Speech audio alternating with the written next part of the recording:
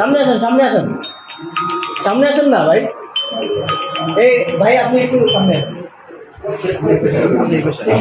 আজকে বিকেল 2:30 ঘটিকার সময় 14 জন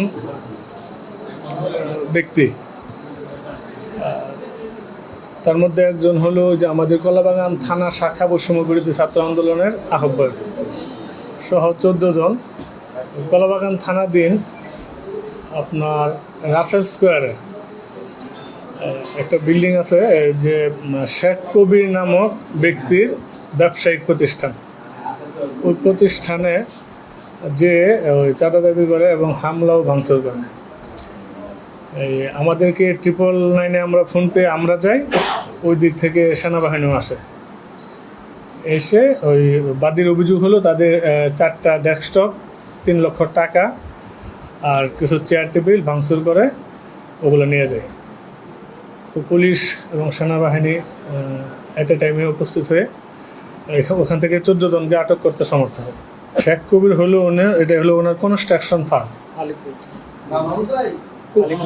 আলিকো না, এটার নাম হলো কাবিকো লিমিটেড। ওনার কনস্ট্রাকশন অফিসের নাম কাবিকো কনস্ট্রাকশন লিমিটেড। আটককৃত শিক্ষার্থীদের সমন্বয়কদের কাছ থেকে তাদের কথা শুনেছেন কিনা, যে তারা সেখানে কেন হয়েছে? আচ্ছা, এখানে একটু বলে রাখি, ওখানে সমন্বয়ক নাই, কেউ সমন্বয়ক নাই। এটা যিনি আছেন উনি হলেন কলাবাগান থানা বৈষম্য বিরোধী ছাত্র আন্দোলনের আহ্বায়ক, সমন্বয়ক না।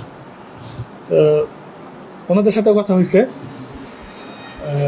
ওনারা ওখানে ওই তাদের বক্তব্য হলো তারা ওখানে আওয়ামী লীগের অফিস চলতেছে এরকম একটা মেসেজ পেয়ে তারা গেছে। এই ঘটনায় এখন কি মামলা হয়েছে বা এখন জি, মামলা কতজন? আচ্ছা, এই ঘটনায় 14 জন আটক আছে, 14 জন সহ অজ্ঞাতনামা আরও 5-6 জনের বিরুদ্ধে মামলা রুজু করা হয়েছে।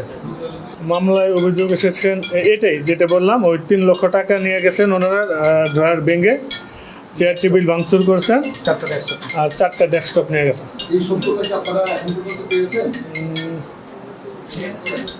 হ্যাঁ, সেখানে আমরা কিছু টাকা উদ্ধার আছে আর বাকিরা পলাতক। ইনভেস্টিগেশন চলছে। রিকভারি 31,150 টাকা।